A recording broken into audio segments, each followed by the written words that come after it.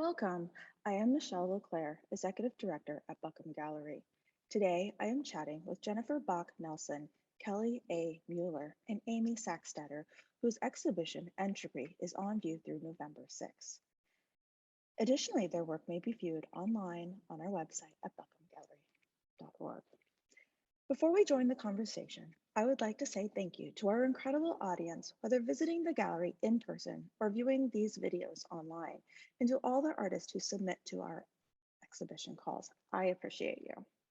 Next, I would like to say a big thank you to all the individuals and organizations who support Buckham Fine Arts Project and Gallery, including the Charles Stewart Mott Foundation, Michigan Council for Arts and Cultural Affairs, and the National Endowment for the Arts. The Greater Flint Arts Council Share Art Genesee Grant Program, made possible by the Genesee County Arts Education and Cultural Enrichment Millage Funds. Thank you. Buckham Gallery is pleased to present Entropy, featuring works by Jennifer Bock-Nelson, Kelly A. Mueller, and Amy Sacksteder.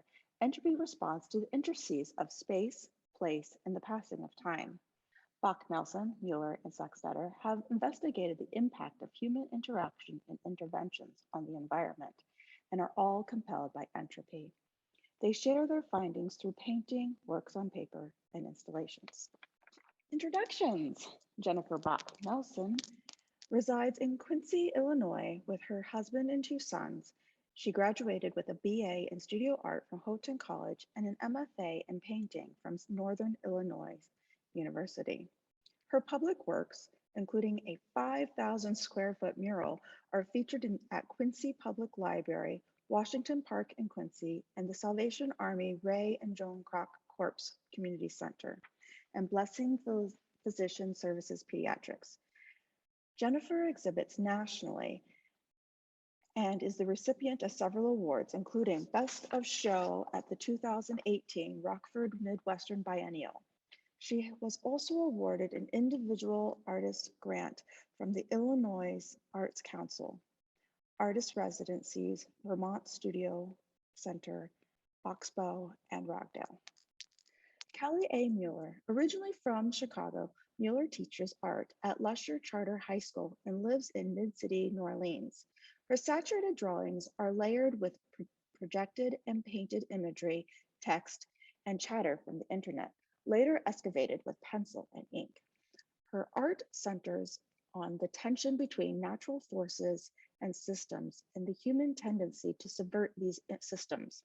She received her MFA from the Northern Illinois University and is a member of the Baton Rouge Gallery, Louisiana, and was a working member of the Front Gallery in New Orleans from 2016 to 2021. She attends artist residencies whenever possible outside of her teaching, including such places as Hambridge, Georgia, Stonehouse, California, Philadelphia Art Hotel, Dorland Mountain Art Colony, and a research trip to the Amazon rainforest. Amy Sacksteder is an artist and curator whose work explores personal and collective relationships to landscape and artifact. She works across media, most commonly in painting, collage, drawing, cut paper, installation, and also recently in ceramics. She has participated in solo and group exhibitions nationally and internationally. Recent solo and three-person exhibitions include Soft Projects, Ypsilanti, Michigan, Divisible Projects, Dayton, Ohio, Western Illinois University, the Detroit Center for Design and Technology, and Alma College. Sacksteder has completed many esteemed artist residencies, such as the Hungarian Multicultural Center in Budapest, Hungary, one in Reykjavik, Iceland, and the Ragdale Foundation in Lake Forest, Illinois, among others. In 2012, she was awarded a Gallery as Studio residency and solo exhibition at the University of Nevada, Reno. Her work has been featured and reviewed in journals such as The Offering, New American Paintings, and the Chicago Tribune. It is included in the curated online registries of the Drawing Center and White Columns. Amy Sacksteder has curated and co-curated the national and international exhibitions Island 22, Artist on Iceland, in 2011, co-hosted at Cave Gallery in Detroit, Michigan, Atmosphere, Artists' Response to Spaces in 2015, and The Terrain in 2018, all at Eastern Michigan University. In 2021, Sacksteder was invited to join the Long Island City Studio Collective in New York, where she maintains a selected inventory of artwork. Sacksteder lives with her family in Ypsilanti, Michigan, outside of Detroit, and is a professor in the School of Art and Design at Eastern Michigan University. Hi, welcome. I am so excited to be here today with the artists of this phenomenal exhibition, Entropy. Today I have Jennifer Bock-Nelson. Hello. Kelly A. Mueller. Hello. And Amy Sacksteder. Hi. And I just really wanted to start by saying, what a gorgeous show this is. I just love all the colors and the patterns, textures, and the variety and scale. It's a serious collection of work, but it is so much fun. I just love being in here. I'm grateful for the opportunity to, share this work with my Flint community, greater Flint community that comes in. But we have, kind of built an extensive online presence. So we have audience who are experiencing your work, online, whether through Instagram or online viewing room on the website. And then now we'll have this recorded conversation that will be on our YouTube channel. So I'm just really grateful for this opportunity, and I get to live with your work for like a month, and that's the best. Glad you like it. Yes. So I wanted to start this conversation to invite you to discuss your origin stories, sort of like as an artist, but also as a trio. What has brought you together in your work? Would you like to How about Amy, would you start, because you sort of put this proposal together of this show? Sure. Yeah, it was my turn. Jen and Kelly and I show together every few years, like every 2 years, every 3 years, something like that. I think this is our, what did we say, fifth time showing together since grad school. So obviously time went by in there where we didn't show in as concentrated a way, but we've come together in the last few years. Kelly got us a show in New Orleans at the Front Gallery, and Jen last year, right before COVID shut everything down, we installed our work and met and gave a gallery talk at Western Illinois University, and then our work was just in the gallery for months without any viewers. So yeah, the three of us met in grad school at Northern Illinois University. Let's see, we started all in the same year, right? 2001? Because 9/11 happened right after we got there, which was a remarkable way to start a graduate program. Yeah, and terrifying, but just like a challenge that I think brought everybody together really fast. Do you all remember it that way? And then we graduated in 2004. Yeah. I think we all had studios in this place called the Annex. So it was like a warehouse that was half falling down, sort of removed from the art building. It was always leaking. Opera sets there, like these underground passages, all these rooms. So we kind of like would live.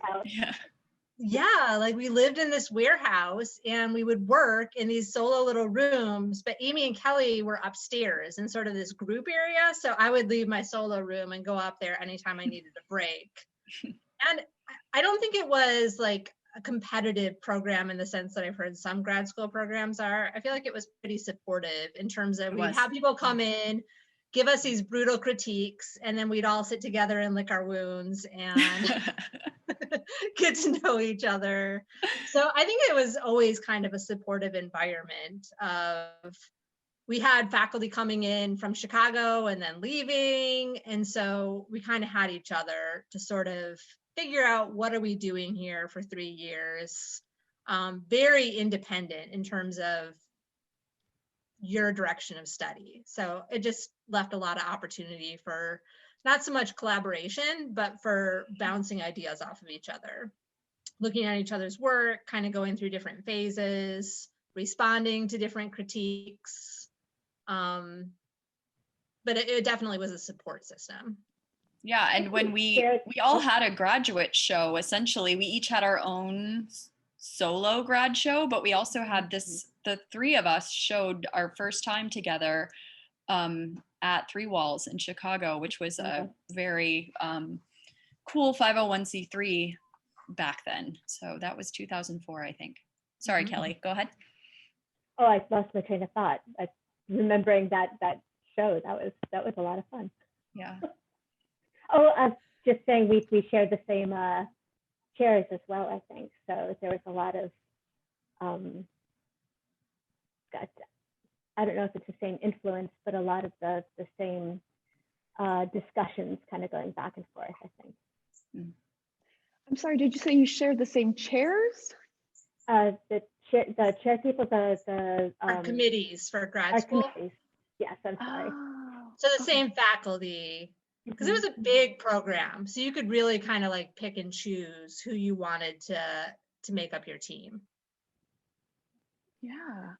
So did your works always relate, or did it develop in time after like leaving school?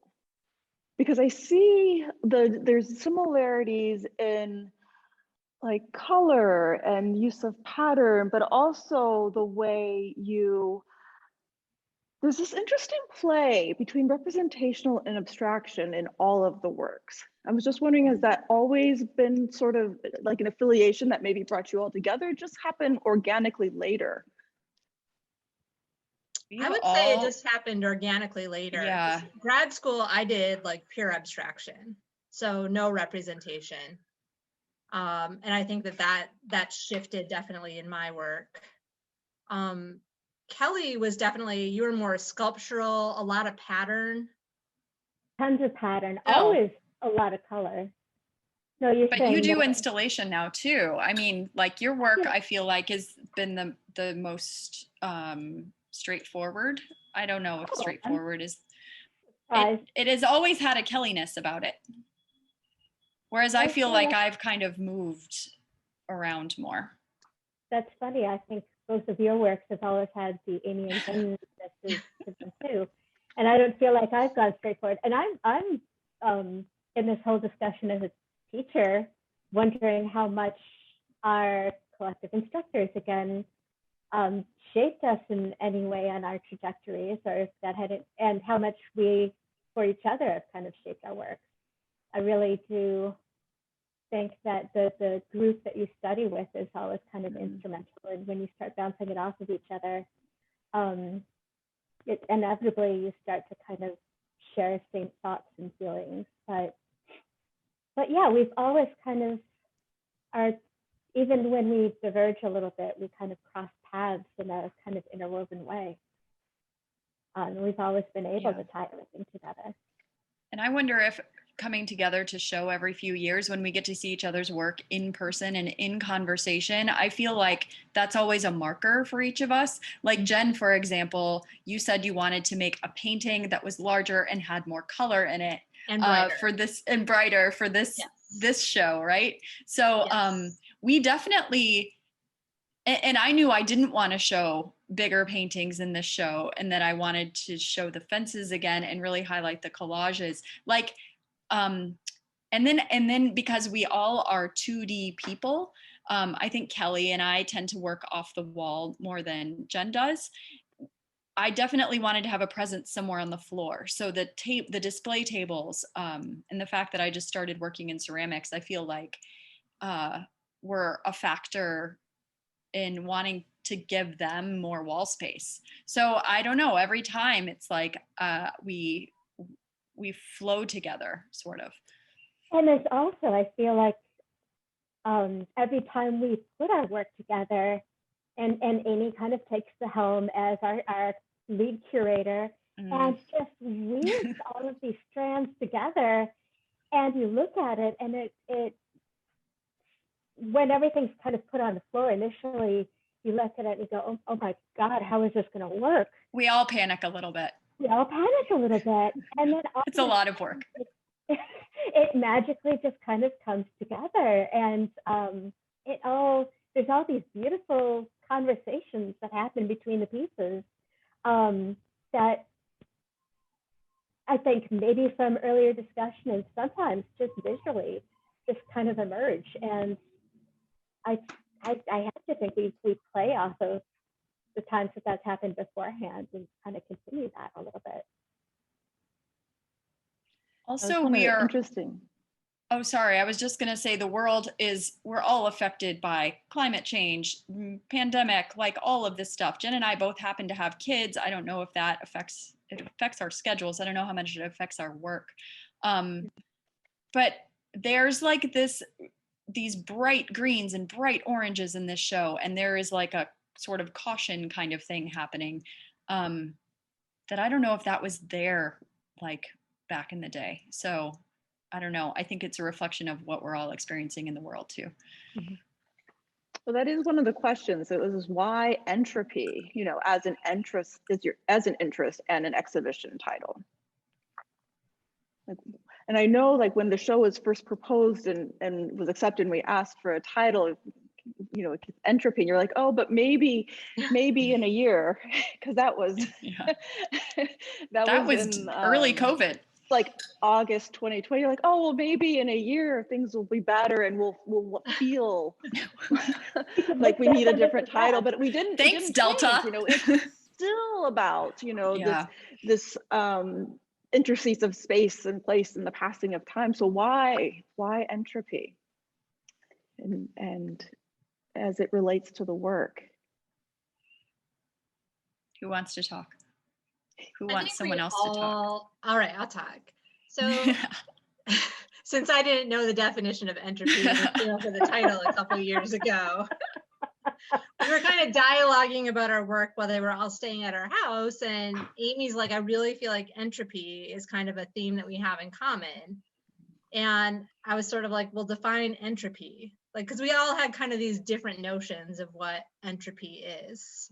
For me, I thought it was a chemical reaction, which it can be. Like, it is one of the definitions, but it also is a play on order and disorder. So I think that that's all kind of like why we go to the studio, is an attempt to order some of the chaos, and then themes that appear within our work is this balancing of a lot of information in an orderly way. So we're kind of doing that in all different ways. Like, my work kind of has the natural world and the man-made world kind of jutting up against each other. So you see roads next to waterways, and you can kind of see that contrast. But I thought it was a broad enough word, or we all decided it was a big enough umbrella that we can kind of all come under it. Sort of this trying to reconcile with a certain amount of uncertainty in our lives and in our art practices. Yeah. And to add that entropy, it evolves over time, and time is a huge factor in each of our work. So in, I think, all cases, we have either a stopping of time, as in the case of Jen's work, thoroughly examining a moment in time. Or Kelly and I both do this thing where we like splice information and imagery kind of all together in one instant. So we collapse time in a way, like Kelly does it with like words from headlines and from the internet and from chats. And am I characterizing your work okay, Kelly? Like, and then spliced with imagery. So, and I do it in the collages and paintings even. So I think entropy doesn't exist without time. And that's a major factor. The silver-leafed elements in my work slowly tarnish over time. And so that is a reaction to exposure to air, time, light. And so it does evolve and sort of break down as it's exposed in each time it's shown. And I kind of love that materiality and the dialogue that it creates for our show now, because we've all kind of pulled it in slightly different directions, where Amy's got the actual physicality of the material, actually showing in Entropy. Jen is showing that as an overview of landscape and environment.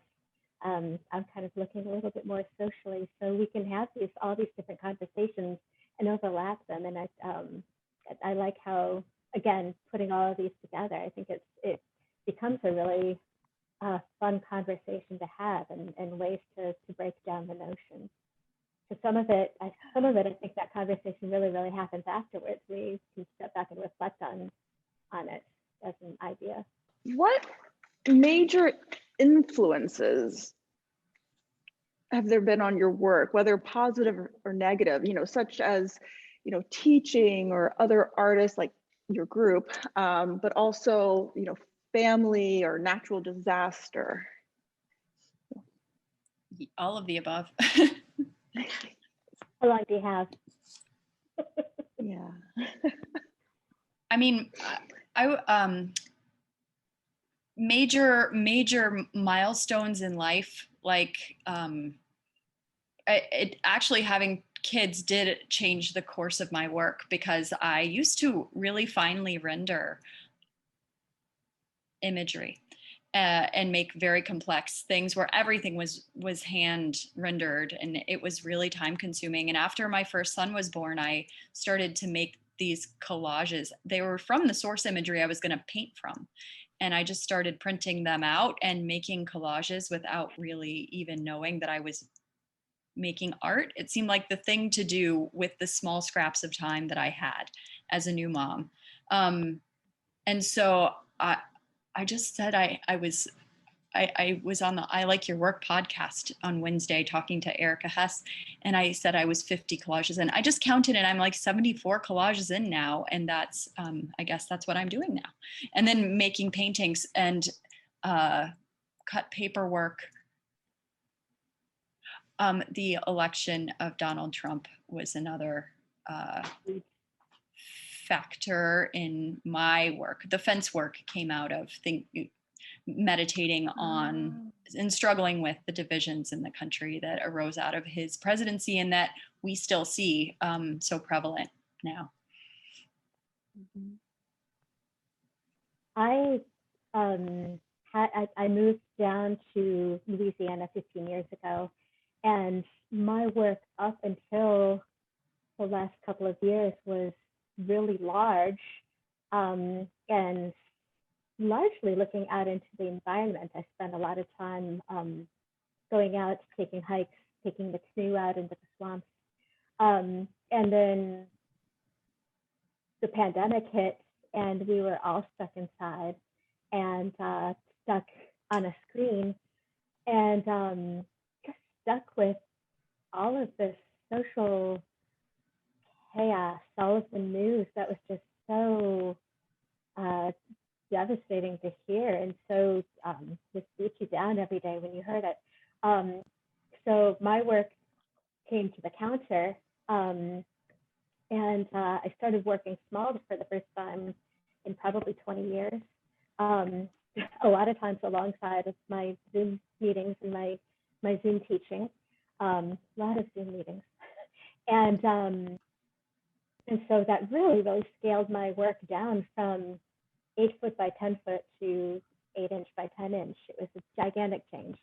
And for the first time ever, my work became really overtly political too. There's snippets of the Four Horsemen had references to George Floyd. It had one of them is covered in Trump's tweets. So really pulling a lot of what was happening in the news, because again, I'd have all of these things pulled up on my screen while I was Zooming.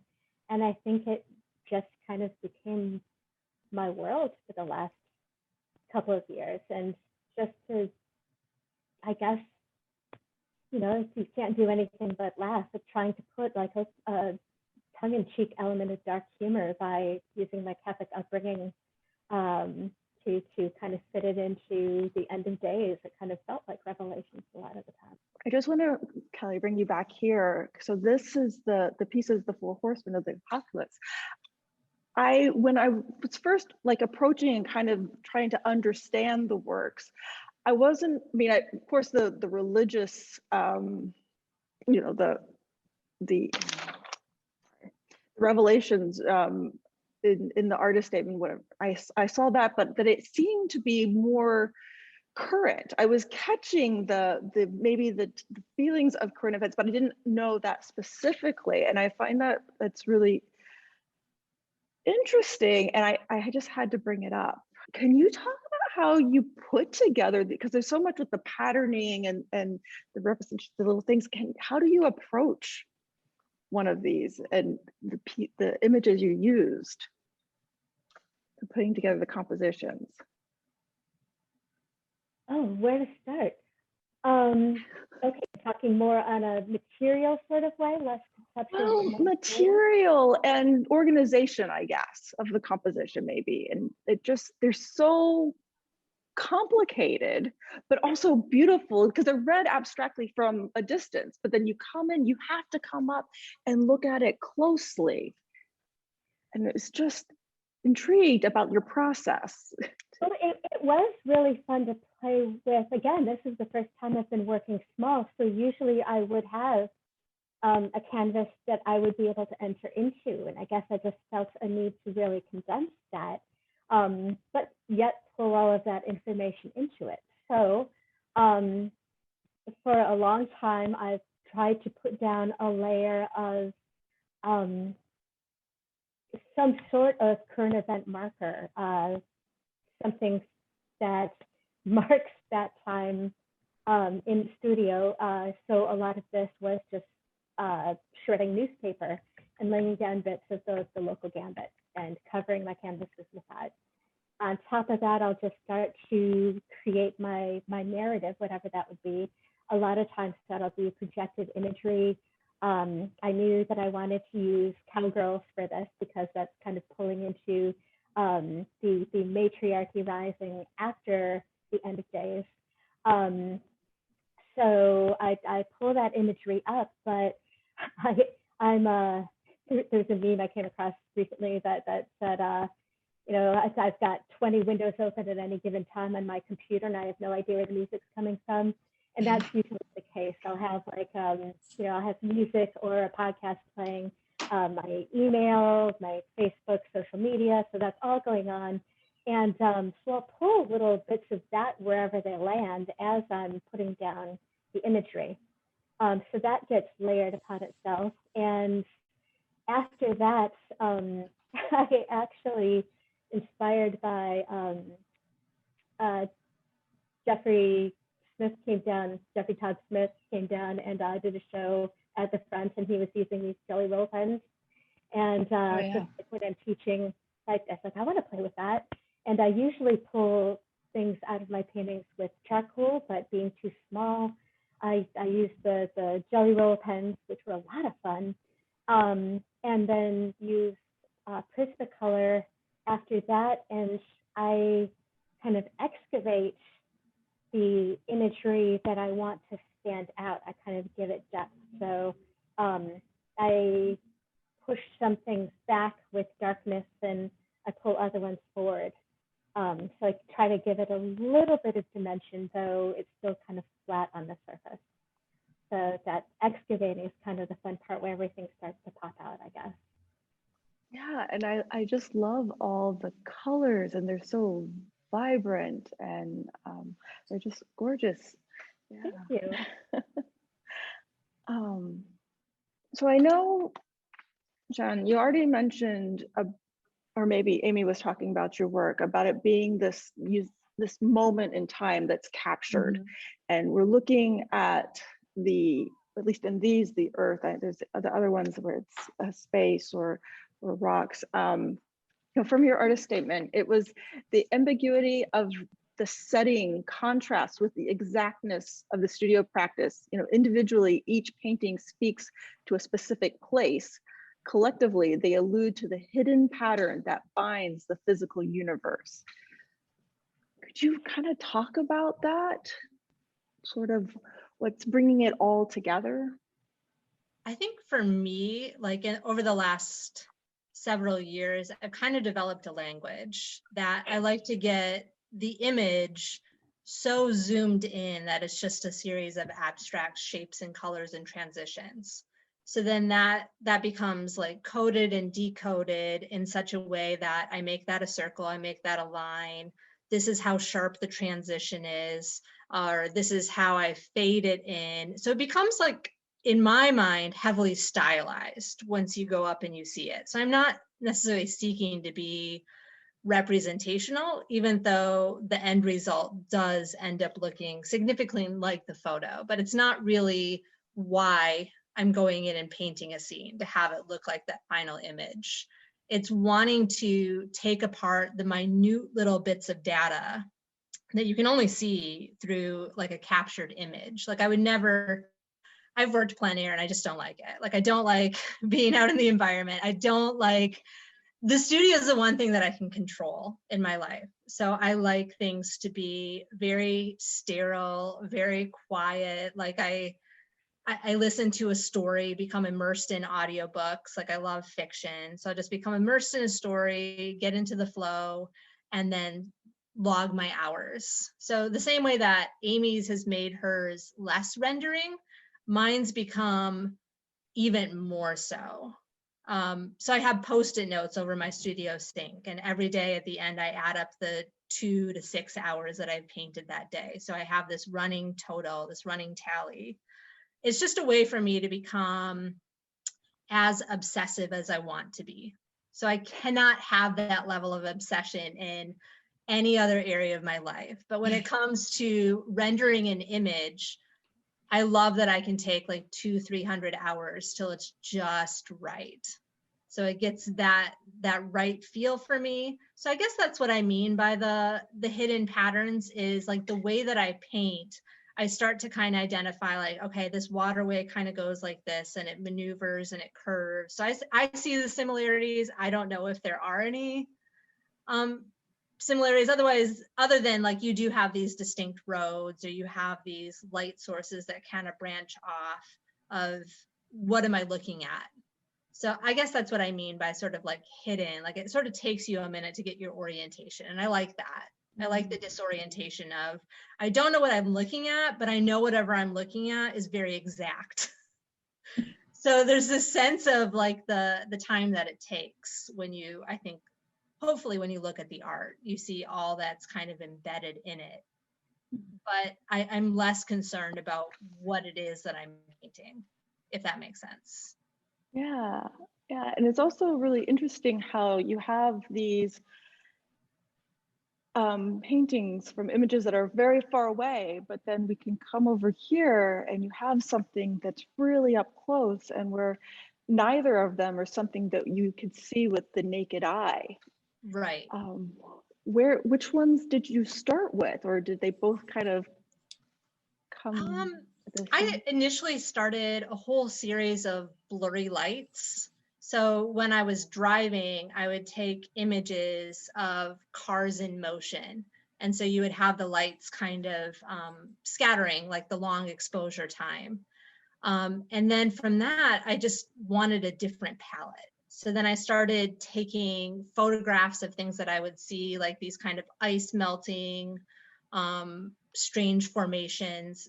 And at the time I felt like, well, I need to take the image. So I was working and did a couple of images that I had taken where they were somewhat abstract.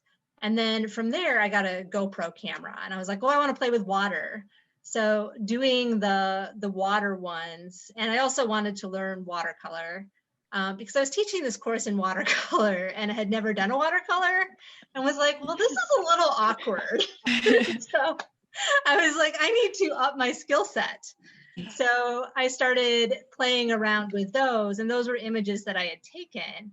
And I loved like that, am I out of water, am I in water? And you kind of have that blurry distortion that I was having with my, my car driving photos.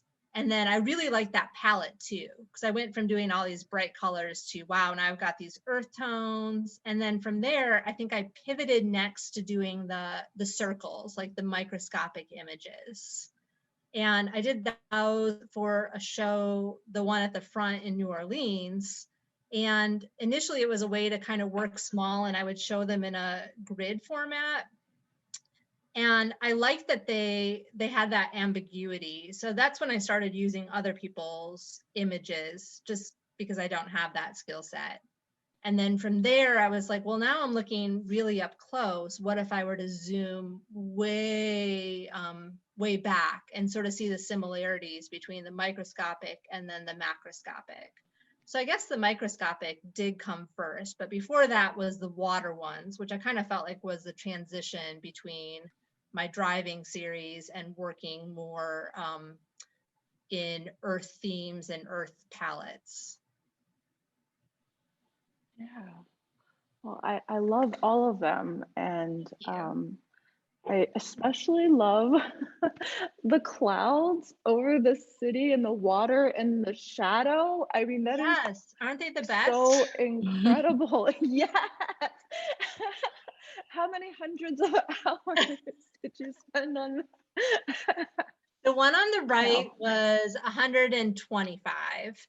And then the one on the left was, I think, 300. I think that one may have been 375. I bit off a little bit more than I could chew with that one. It just kept going on. And it actually happened. I finished it. And then as I was finishing it, Australia started burning, like right before the pandemic. And that's like an aerial view of Australia. So I'm like looking at Google Maps, like, oh my goodness, is that part that's burning?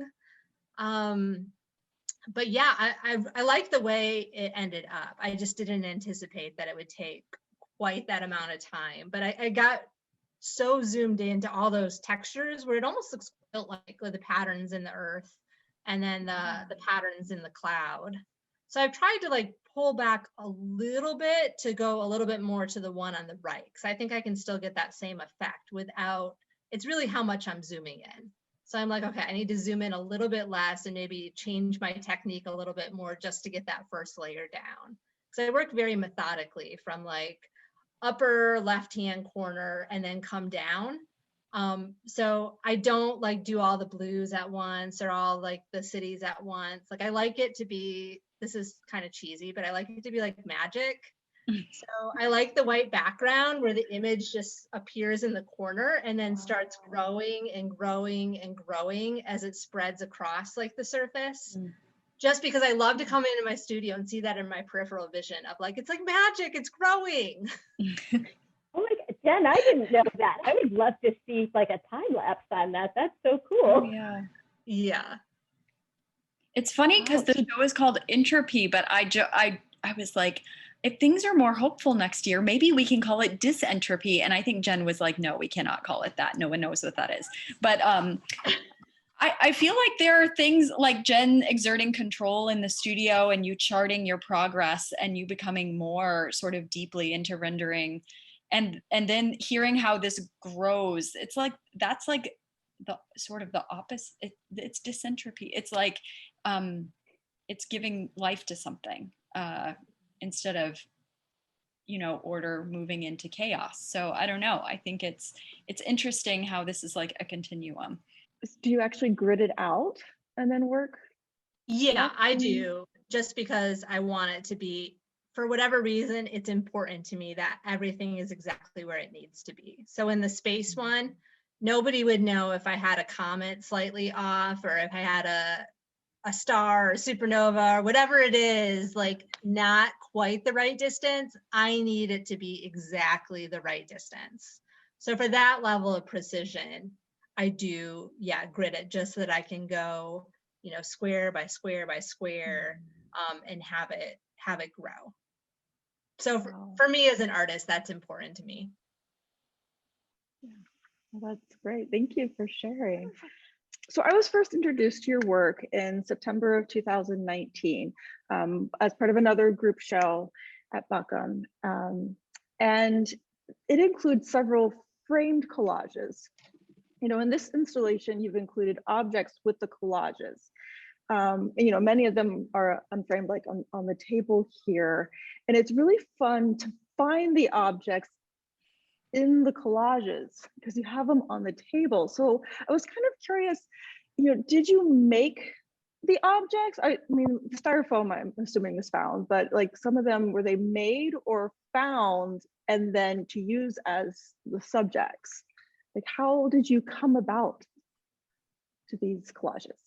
Right. So thanks for that question.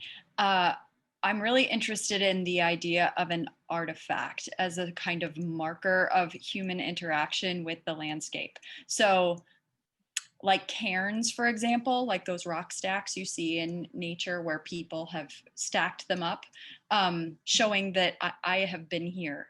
Or even just, there's a lot of fluorescence in my work. So construction markers, or what do you call those, tree tags, or these construction fences, markers of human interaction in the landscape. And so some of the objects are found objects that I find while I'm running or at a residency or walking, meandering through life. Some of them are, I think I've zoned in on styrofoam because it is simply going to be with us for a very long time. So no matter how we compress it, into like smaller blocks or whatever, it's still going to be in our landscape for I don't know how long, you know? So I'm interested in it as a kind of timeless element that we've created along with plastic. So silver leafing some of it, it's my acting upon the styrofoam. And so I use it as an, well, you all can see this maybe. Do you see this thing in my studio? It's like it's kind of dark, but it's a big styrofoam totem, sort of, that like I use it like a curio cabinet to arrange the found objects and then photograph them. And so it's kind of like a staging ground or playground or area of inquiry or display for me to photograph them and see how they play off one another. Some of the objects are commissioned, so I'll have some of the found objects remade into cast glass objects. That's just not a skill that I possess. But I've recently picked up ceramics. So the ceramic, many of the ceramic items are things that I've made. So I like having a recursive element in my work where there are echoes of physical objects, depicted objects, re-depicted objects, cut and spliced objects, even incorporating objects into the paintings now, so that there's this echoing that happens among my pieces of work. So whether it's painting, as you see here, including the objects in the work, or like with the fences, I feel like they are the thing. Like they're very physical. People point out that they look like fiber art or tapestries. They technically are cut paper. They're hand cut and silver leafed. So they have a high degree of manual interaction, kind of like what Jen was talking about, how she gets in the studio and zones out. This is the kind of work that I can conceive of the idea, and then it's all execution after that. And it is hours and hours and hours of work. So everything being hand cut, there's at least 2 layers of silver leaf on there. And then all of the negative shapes sort of precipitating down out of each fence onto the pedestal below it. I don't know if I answered your question. But anyway, there's a lot of physical objects and I don't know, I'm both an participant in the world, but also an observer. And Jen has used the word witness to all of what's happening in this time and place. And so the work is a kind of diary about that, especially the collages are somewhat diaristic. Since we have one of the fences up, I'll move to this one. One of the things that it's been kind of fun when people come in, because they don't know it's paper at first. When they come up to the fences, they're kind of intrigued, and they are really, it's the glowing of the orange reflecting on the white walls. People keep asking if the walls were painted. But no, it's so much fun to see that, and to have something that looks like one thing and is made out of another, and to have the history and the changing with the silver leaf tarnish. These are really just beautiful, and Thank you. Great to have in here. With this one, it's interesting, the fence panel on the right, I don't know if you can tell in this image, it's darker by a year of tarnish. So it hung in my studio or hung in a show. And then so one was, I think, 2017, and the next one was 2018. So one of them's a year older than the other one, and they tarnish every time they're shown, or when they hang in my studio. So you have one side that's lighter and one side that's darker. And I don't know if they'll ever catch up to each other, or there will always be a difference. But I have noticed that the fences that hang, for some reason, tarnish more rapidly than the pieces that are spread out. For some reason, it may have something just to do with them being vertical. Oh, or is it maybe because the pieces that are spread out, well, I was gonna say sometimes they're layered on the bottom and covered, if that would make a difference, but there is still a lot of surface area. Oh, interesting. I love the reflections that come up from the silver onto the walls as well. That is a happy situation. That was by design, but also when I saw it happen, I was like, oh, yes, that's the thing. I'm really a fan of plays of light. And so I enjoy, for example, in the white styrofoam recesses, taking something with like an orange glow and allowing it to glow into the recessed area and have a kind of aura about it. And I think that's that I have noticed in all of our work. There's a kind of glow that happens. And so there's a conversation around that. There definitely is a glow and a bouncing around that takes the eye and the viewer around the room. It's sort of this conversation that is happening between the different works, and the fun play of like an orange that you can see in all of that. So frequently when we show works here at Buckham Gallery, the works are shipped to us in crates or occasionally dropped off. And you know, it's Christmas to be able to open up and experience that. But I have to say, it was so much fun to have the three of you in the space for the installation, and to watch sort of the interactions that you have, and sort of just, it was a really fun installation that Katie and I were able to witness and be a part of, and that was just really great. Yeah. It was very fun. It was another instance of, I always bring way too much work. I'm a bit of a maximalist. And I think we get it all in the gallery and we're like, oh, where to put everything? So I promptly had to edit out some work so it wouldn't be a factor anymore. And kudos to you and Katie, because you hung my big grid wall of collages. You know, it was kind of interesting as the work was coming in and I was just looking at it. It's like, oh, this is a lot of work. Okay, we'll see how it fits. But it doesn't, the way it is installed, and you did a great job with like laying out, it doesn't feel overwhelming or crowded at all. And I think it feels kind of airy and light. There you go. Yeah. Yeah.